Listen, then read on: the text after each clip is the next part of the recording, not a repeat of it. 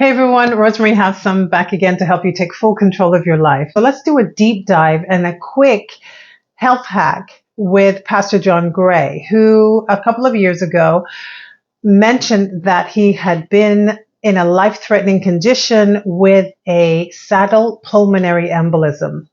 Saddle pulmonary embolisms are very serious conditions, and usually what that means is that a blood clot has either broken loose from a deep vein thrombosis, or blood clots have been forming in the bloodstream due to conditions like high blood pressure, type 2 diabetes, or just being overweight and obese.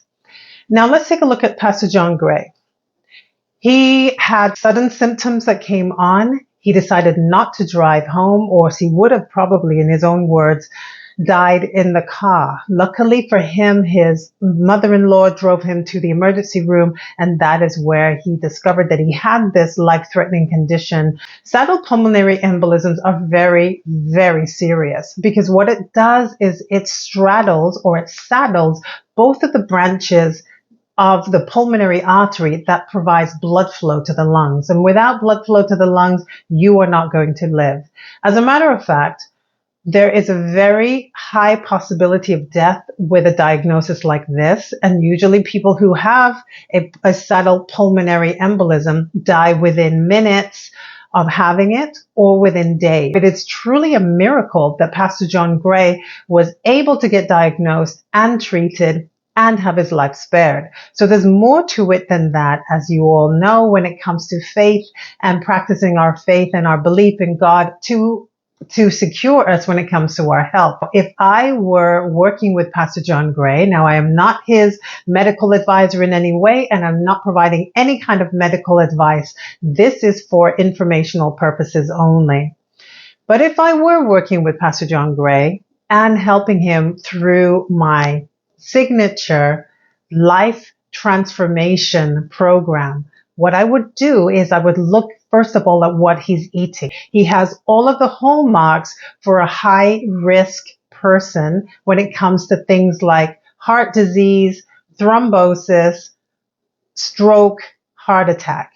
These are all high risk conditions that can be prevented if we take a look at the food that Pastor John Gray eats. So that would be the first thing. I would look at how much food are you eating, not necessarily just to be counting calories, but looking at the quality of the food. Looking at, are you eating lean protein? Are you eating complex carbohydrates? And are you having healthy fats? Are you getting in enough avocado, in enough olive oil, extra virgin olive oil? These healthy fats can help reduce your fat levels in your body and help reduce your risk of some of these life-threatening illnesses. Pastor John Gray, he's been very forthcoming as far as his struggles with his health, either through his reality television show that he had a few years back, or through his interviews after suffering from the saddle pulmonary embolism. Pastor John Gray, if you were asking me to help you, as I said, the first thing I would do is look at what kind of foods are not treating your body well. Are you sleeping enough?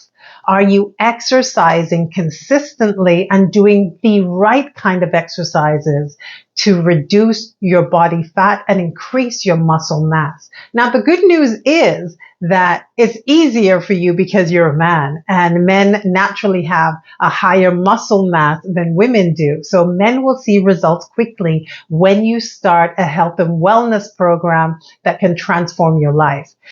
If you really want to have long-lasting effects of your way that you eat and the way that you exercise, it has to be something that can easily be adapted and adopted into your life. People like Pastor John Gray are very successful when it comes to entrepreneurial pursuits or in their calling, in this case, as a pastor and a shepherd to many, many sheep in his pasture.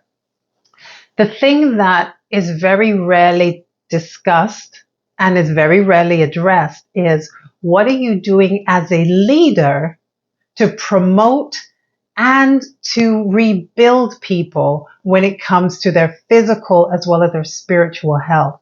And a lot of times when we have churches and faith believing people are missing out when it comes to physical health.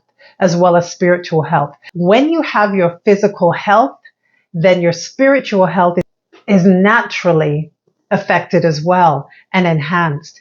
Because when you have a clear mind that is not suffering from flowing through its veins additives, preservatives, artificial colors, too much sugar, too much salt, bad fats. When that's not going on in the brain can then have a place where God can be received in the fullness of what God intends for this body temple.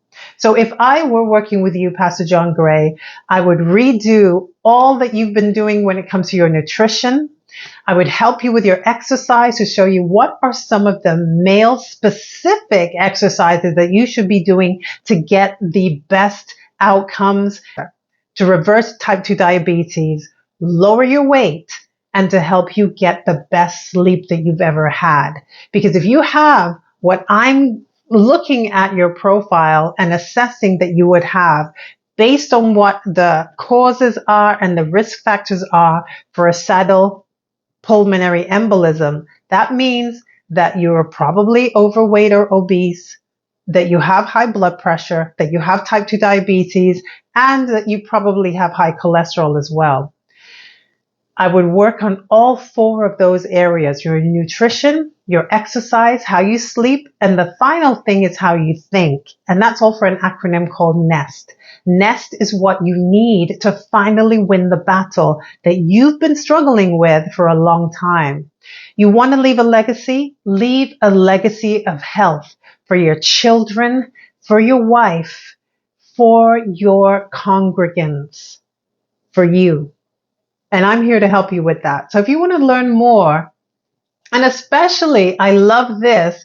I love that you changed the name of Relentless Greenville to The Love Story. That is such a perfect bookend to teaching people about love and reflecting love. Help me help you add to the love story by loving yourself and loving your health. I'm Rosemary Hapsam. Let me know how else I can help you hack your health. We'll see you next time, guys. Who should I do next? Let me know in the comments. We'll see you next time. I'm Rosemary Hapsam. Bye.